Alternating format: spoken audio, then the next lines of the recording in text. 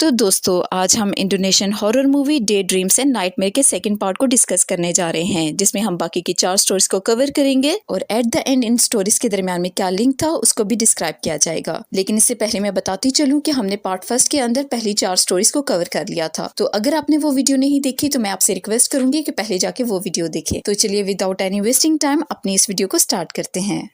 तो नेक्स्ट कहानी है द एनकाउंटर, जो कि 1985 की है और कहानी की शुरुआत में हम कुछ मछुआरों को समंदर के साहिल पे मछलियां पकड़ते हुए देखते हैं। और यहाँ पे एक मछुआरा रोसमन वहिया को बेईमान करार देता है, क्योंकि वहिया सुबह सवेरे मछलियां पकड़ने आ जाता है और रात गे तक मछलियां पकड़ता है, जिससे बाकी मछुआरों को बहुत कम मछलियां मिल पाती हैं। रोसमन का कहना था कि हम वहिया जितना टाइम नहीं दे सकते, क्योंकि हमें बस्ती को भी तो प्रोटेक्ट करना होता है। दरअसल सीन कुछ यूँ था कि गवर्नमेंट और मिलिट्री के कुछ लोग उनके घरों को उजाड़ देना चाहते थे और यहाँ पे अपार्टमेंट बनाना चाहते थे। और यही वजह थी कि कंपनी के लोगों में और गांव के लोगों में अक्सर हाथापाई रहती थी और रुस्मान इस लड़ाई में और गांव को बचाने में काफी आगे रहता था। वही दूसरी तरफ वाहियो लड़ने में काफी पीछे था और वाहियो का पूरा ध्यान सिर्फ मछलियाँ पकड़ने में और उन्हें बेचने में होता था। और इसी वजह से रोहमन वाहियो को हेट करता था, क्योंकि वाहियो को गाँव के लोगों से कोई लेना देना नहीं था। वो सिर्फ अपना धंधा करता था, पैसे जमा करता था और इसे दूसरों से कोई सरोकार नहीं थी। और इसी वजह से उनके दरमियान लड़ाई हो जाती है और यहाँ पे ओहिम नामी एक आदमी वाहियो की साइड लेता है। और यहाँ पे हमें थोड़ी सी हिंट्स मिलती है, शायद ओहिम का वाहियो की बीवी के साथ कोई चक्कर चल रहा है।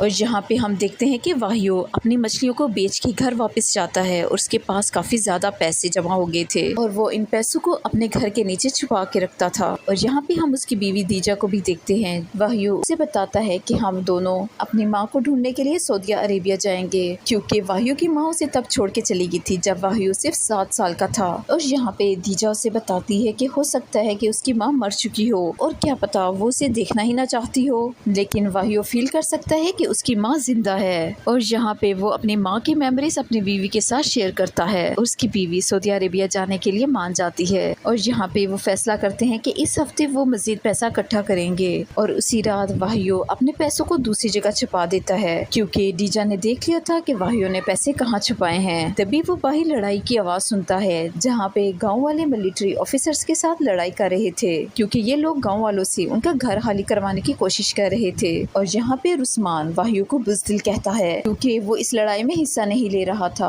और उनकी हेल्प नहीं कर रहा था। और अगली रात हम देखते हैं जब गांव वाले मूवी देख रहे होते हैं और उस रात तूफान आने वाला था, लेकिन वाहियो इसके बावजूद समंदर किनारे मछलियां पकड़ने के लिए चला जाता है और आसमान से तेज रोशनी आती है और वाहियो कैमरे से उसकी तस्वीर खींच लेता है। और ये कैमरा उसकी वाइफ डीजा को कंपनी वालों ने दिया था। घबराया हुआ वाहियो घर वापस आता है और वो अपनी बीवी को बताता है कि उसने एक एंजल को देखा है और इसके बाद वो इसे उसकी फोटो भी दिखाता है और ये बात सारे गांव वालों को पता चल जाती है।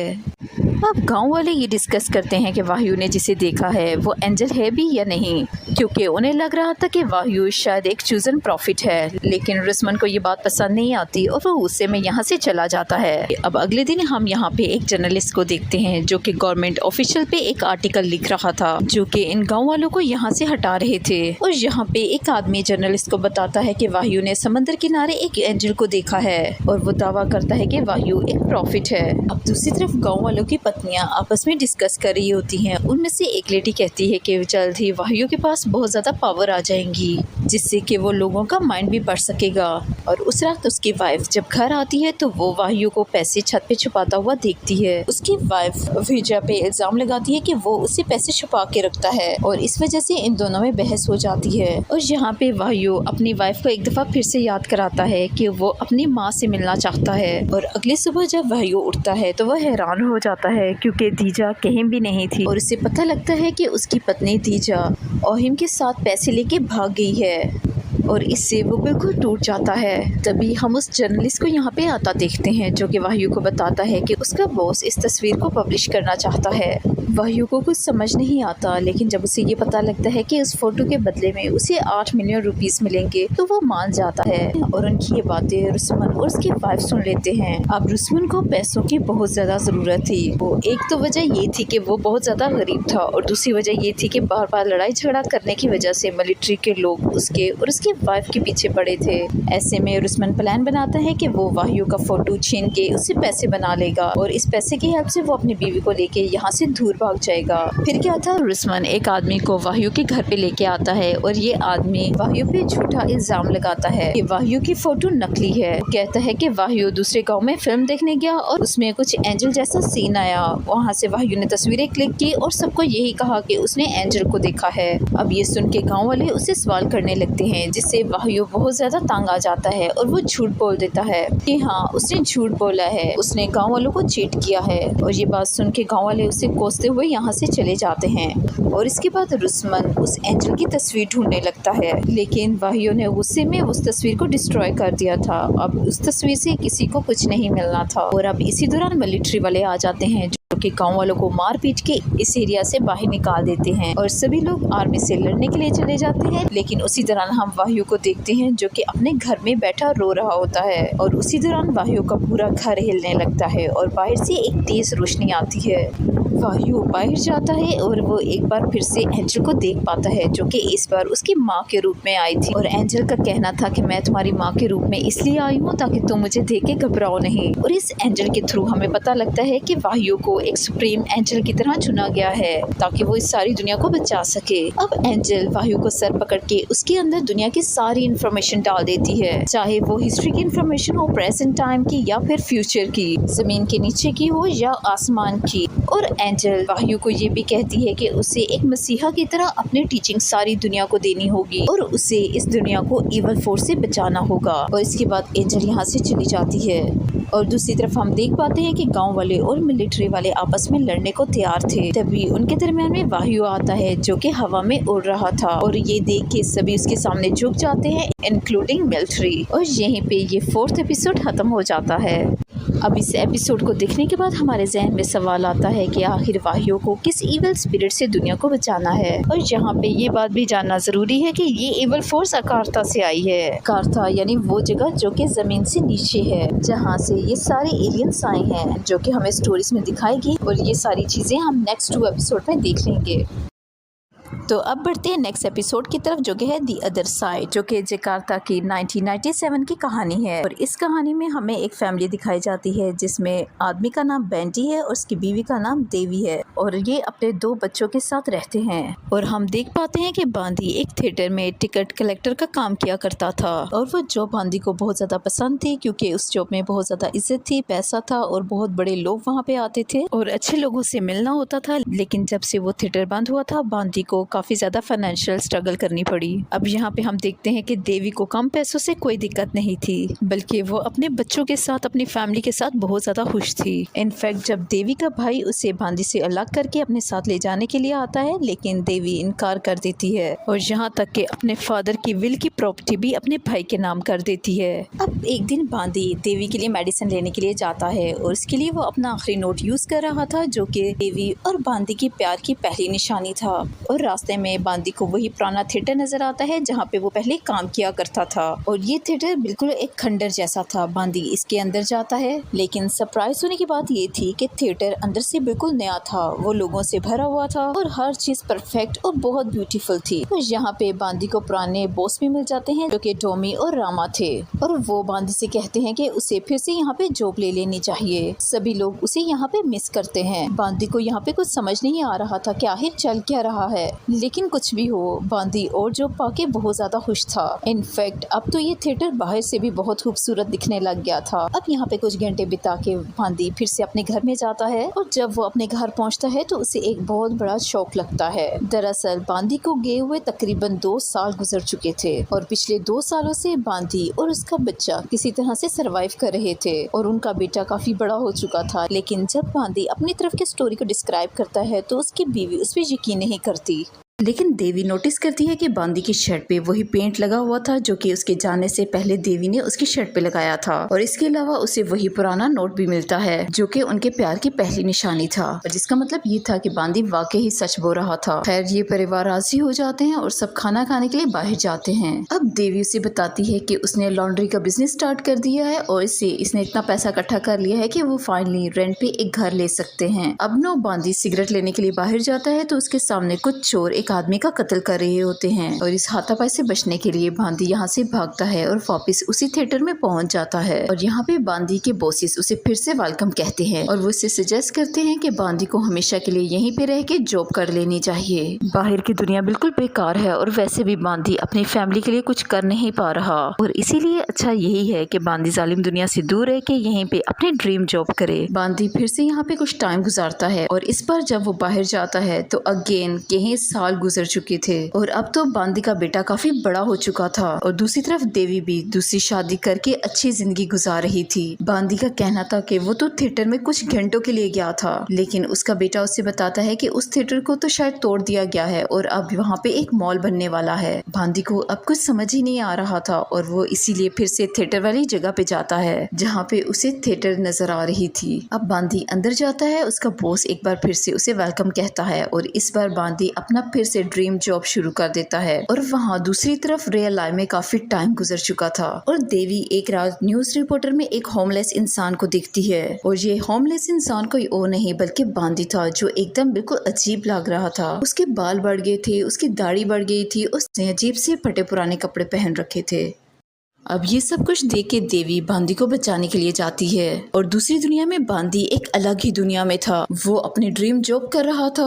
अब देवी के ढूंढने पे बांदी को फिर से अपनी फैमिली की याद आती है और वो अपने बॉस से कहता है कि वो अपने घर फिर से वापस जाना चाहता है, लेकिन बॉस तो बांदी को लुभाए जा रहे थे और यहाँ से जाने ही नहीं दे रहे थे। और वहीं हम रियल लाइफ में देखते हैं कि देवी एक जंगल में पहुंचती है जहाँ पे वो कई लोगों को हिप्नोटाइज हालत में देखती है और इन लोगों में बांदी भी था जो कि अजीब तरह की एक्टिविटी में इन्वॉल्व था। और यहाँ पे एक अजीब किस्म का क्रिएचर भी था जो मुख्तलिफ आवाजें निकाल के इन लोगों को हिप्नोटाइज किए रखा था और ये क्रिएचर देवी को भी हिप्नोटाइज करने की कोशिश करता है, लेकिन देवी इस चीज को रेजिस्ट करते हुए एक लकड़ी से उस क्रिएचर को मारती है और यहाँ से भाग जाती है। अब ये क्रिएचर जख्मी हालत में यहाँ से भाग जाता है और देवी अपने हस्बैंड को होश में लाने की कोशिश करती है, लेकिन अपने ड्रीम वर्ल्ड में बांदी ने गिव अप कर दिया था और वो यहाँ से वापस नहीं जाना चाहता था और वो अपने बॉस की बात मान के वहीं थिएटर में रह जाता है, जिसका मतलब साफ जाहिर था कि रियल वर्ल्ड में अब बांदी कभी होश में नहीं आएगा। और देवी रोती रह जाती है और यहीं पे 5th एपिसोड खत्म हो जाती है। इस स्टोरी में हम वाज़िया तौर पे देख सकते हैं कि एक क्रिएचर हिप्नोटाइज करके बहुत से लोगों को अपने वश में कर लेता था।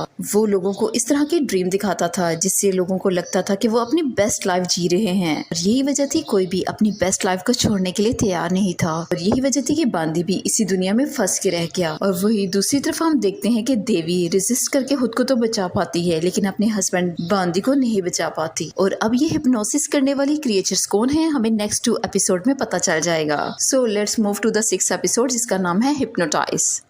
और इस कहानी में हम एक ऐसी फैमिली को देखते हैं जो कि काफी ज्यादा गरीब थी, जिसमें पिता का नाम अली और बीवी का नाम निक्शी था, जो कि अपने 2 बच्चों आयो और हिंड्रा के साथ रहते थे। अली एक काबिल इलेक्ट्रिशियन था लेकिन कलर ब्लाइंड होने की वजह से उसे कहीं भी जॉब नहीं मिल रही थी। अली की फैमिली काफी ज्यादा रिलीजियस थी। उनका कहना ये था कि भले हम गरीबी की जिंदगी गुजार रहे हैं लेकिन हम कोई ऐसा काम नहीं करेंगे जो कि इलीगल हो। वहीं हम दूसरी तरफ इनके नेबर आयोन को देखते हैं जो कि काफी चालाक आदमी था। वो हिप्नोसिस का यूज करके गलत तरीके से पैसे कमाया करता था और आयोन बार बार अली को भी उसका धंधा ज्वाइन करने के लिए फोर्स करता रहता था।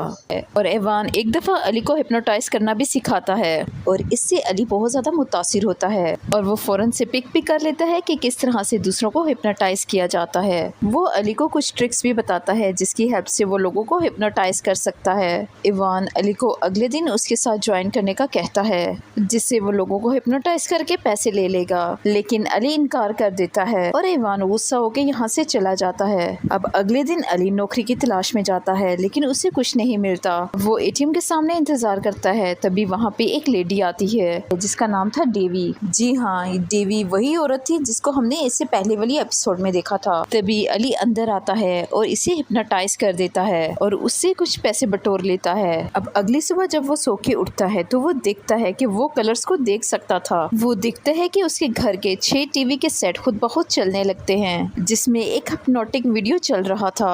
अब अगले दिन अली चोरी किए हुए पैसों में से कुछ पैसे अपनी बेटी की फीस भरने के लिए देता है और इसके अलावा कुछ एक्स्ट्रा पैसे अपनी बीवी को खर्च करने के लिए देता है। अब उस दिन उसकी बेटी जब घर वापस आती है और वो अपनी अपनी गुड़िया को कैंची से काटने लगती है। वो कहती है कि वो इसे पनिश कर रही है क्योंकि इस गुड़िया ने उसकी कैंडी चुराई है। इसके बाद हम उसके बेटे हेंड्रा को देखते हैं जो कि एक लड़के से लड़ के आया था और इसके अलावा इसने एक पतंग भी चोरी कर ली थी क्योंकि वो महंगी थी और हेंड्रा ने उस लड़के को बुरी तरह से पीटा था। अब अपने बच्चों का ऐसा बिहेवियर देख के अली काफी ज्यादा कंफ्यूज था। तभी अली की वाइफ घर वापस आती है जो कि सुपरमार्केट से कुछ खाना चुरा के लाई थी और जिसे कभी चोरी लफ्ज से भी नफरत थी। वो अपने बच्चों को खिलौने देती है और वो बताती है कि उसने इन खिलौनों को भी चुराया है। अली को ये बात बिल्कुल पसंद नहीं आती और वो सारे खिलौने बाहर फेंक देता है। फिर उसे याद आता है कि किस तरह से उसने अपने परिवार के लिए देवी के पैसे चुराए हैं। फिर वो इवान से मिलता है और उससे सारी बात बताता है ताकि उसी को सोल्यूशन मिल सके, लेकिन एवान उसकी कोई मदद नहीं करता। अब अली अपने घर में देखता है कि उसकी बेटी अपनी माँ को और अपने भाई को मारने की कोशिश कर रही थी और एन वक्त पे अली यहाँ पे आके उसे रोकता है। अब उसके घर में वही टीवी सेट फिर से ऑन होते हैं और उसकी फैमिली ये सब कुछ देख के हंसने लगती है और टीवी पे थी देवी। क्या ये सारी कहानियाँ मिलेंगी हमें नेक्स्ट एपिसोड में ही पता लगेगा। अब देवी अली से कहती है कि जो क्राइम उसने किया है इसकी सजा उसे मिलके ही रहेगी, लेकिन अली को अपनी गलती का एहसास हो जाता है और वो अपनी गलती के लिए उसे सॉरी भी कहता है और उसे प्रॉमिस करता है कि वो चोरी किए हुए पैसे वापस लुटा देगा। और हम देखते हैं कि अली अपने परिवार को जगाने की कोशिश कर रहा था, लेकिन असल में वो अली था जिसे जागने की जरूरत है। अब अली देखता है कि वो जकार्ता के एक क्लॉक टावर पे लटका हुआ है और इस सपने से जागने के बाद वो देखता है कि सब कुछ नॉर्मल है। वो एक सपना देख रहा था और यहाँ पे अली को ये भी पता लगता है कि एक रात पहले उसने अपने बेटे हेंड्रा को मारा था और जिसका उसे एहसास भी नहीं हुआ। दरअसल अली देवी के हिप्नोटाइज में फंस गया था और वो खुद को इस टावर से बार बार गिरता हुआ देख रहा था। उसके घर में टीवी सेट पे वो लोग बार बार चलता जा रहा था। वो देवी से हेल्प करने का कहता है और देवी उसे यहाँ से बाहर आने का एक रास्ता बताती है कि अली को बाहर आने के लिए खुद को ढूंढना होगा। अब नेट से अली को उस टावर के बारे में पता लगता है, लेकिन अली बाहर नहीं जा पाता।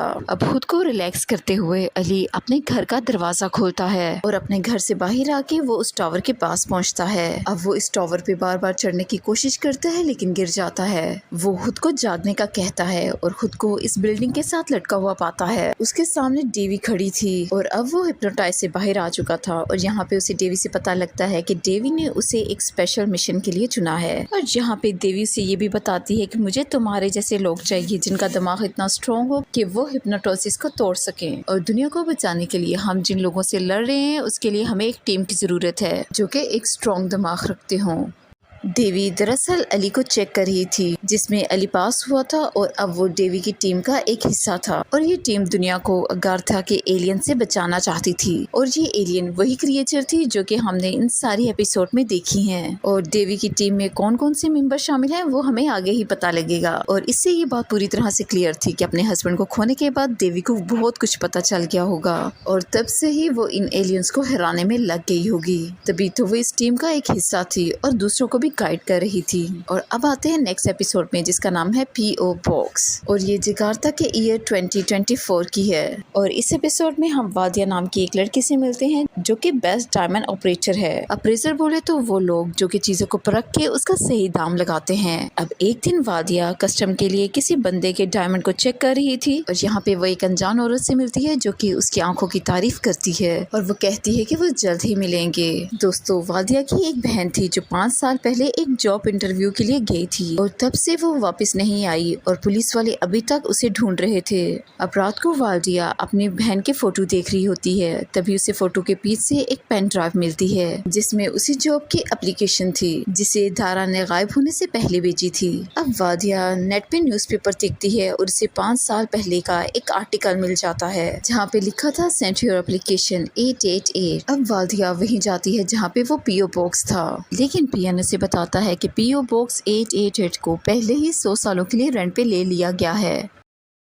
अब अगले दिन वादिया को न्यूज़ आर्टिकल में उसी जॉब का एक ऐड नजर आता है और जिसके लिए वो अप्लाई कर देती है और जिसमें वो अपनी स्पेशलिटी बताती है कि उसकी आंखों की रोशनी तेज है। अब वादिया ने पीओ बॉक्स 888 का ऑपोजिट बॉक्स रेंट पे ले लिया था ताकि वो देख सके कि पीओ बॉक्स 888 का ईमेल बॉक्स कौन लेने आता है। और जब 2 आदमी मेल लेने आते हैं तो वादिया उनकी गाड़ी में छुप जाती है और पहुंचती है एक सुनसान बिल्डिंग में और जहाँ पे वो अपने बॉयफ्रेंड को लोकेशन भेजने ही वाली थी, तभी उसे उस जॉब का रिप्लाई आता है और जिसमें इंटरव्यू के लिए उसे इसी बिल्डिंग में आना था जहाँ पे वो इस वक्त थी। और अब अगली सुबह वो बाकी लोगों के साथ इंटरव्यू देने के लिए जाती है और यहाँ पे हम देख पाते हैं कि चुने गए सभी लोगों में एक स्पेशल टैलेंट था, जैसा कि वादिया की स्पेशलिटी थी आंखें। और तभी लिफ्ट में धुआं भर जाता है और सभी लोग बेहोश हो जाते हैं और जब इनकी आंख खुलती है तो खुद को एक अंधेरे कमरे में पाते हैं और जहाँ पे कुछ लोग तो डिनर टेबल पे बैठे थे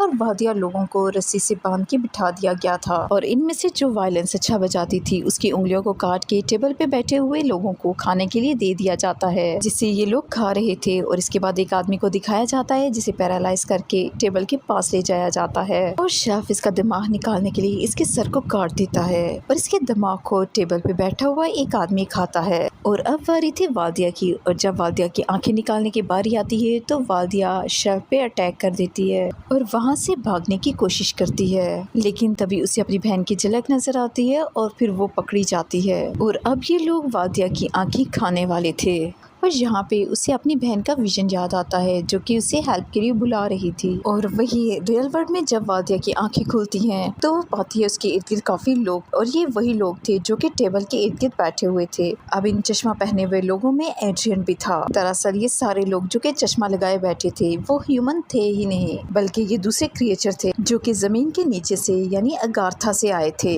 और अगाथा तभी बना था जब हमारी दुनिया बनी थी और ये लोग जमीन से नीचे रहते थे, लेकिन अब ये लोग जमीन से ऊपर आके लोगों को कंट्रोल करने लग गए हैं और ये खुद को बहुत ज्यादा सुपीरियर मानते थे। वहीं दूसरी तरफ ह्यूमन बींग्स का कहना था कि ये लोग क्रिएचर हैं तभी तो ये जमीन के नीचे रहते हैं और दुनिया के मुख्तलिफ जगहों से उन्होंने टैलेंटेड लोगों को इसीलिए बुलाया था ताकि वो इनके इन हिस्सों को खा सके। जैसा कि वो लड़की जो कि वायलेंस अच्छा बजाती थी उसकी उंगलियों में टैलेंट था और इसी वजह से उसकी फिंगर खाई जाती हैं। रिसर्चर का ब्रेन टैलेंट था तो सभी उसका ब्रेन खाते हैं और वादिया की आंखें स्पेशल थी और इसी वजह से ये लोग वादिया की आंखें खाने वाले थे। आल्दो उन्हें ये भी याद था कि 5 साल पहले वादिया की सिस्टर यहाँ पे आई थी और जिसकी आंखें उन्होंने खाई थी जो कि उन्हें बहुत टेस्टी लगी थी। और ये मॉन्स्टर वादिया को टेबल पे लिटा के ऑलमोस्ट इसकी आंखें खाने ही वाले थे।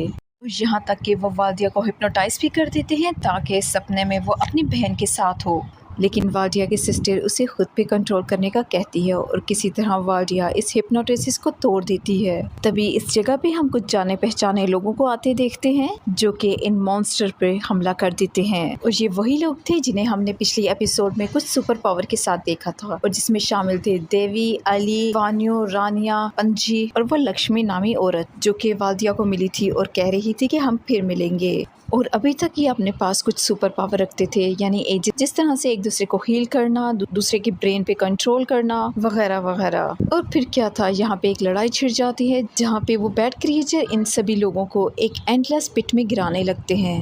दूसरी तरफ हम इन रियल फाइटर्स को भी देखते हैं जो कि इस हिप्नोटिसिस को तोड़ देते हैं और खुद को एंटीबायोटिक्स बुलाते हैं और ये एंटीबायोटिक्स ग्रुप अपने हिप्नोटिसिस का यूज करके दूसरे बैड क्रिएचर्स का सर ही ब्लास्ट कर देते हैं। और वहीं हम देखते हैं कि लक्ष्मी वादिया को बचाती है और ये सिचुएशन सारी अंडर कंट्रोल हो जाती है। लक्ष्मी उससे कहती है कि मैं तुम्हारी बहन को नहीं बचा पाई थी लेकिन आज मैंने तुम्हें बचा लिया है।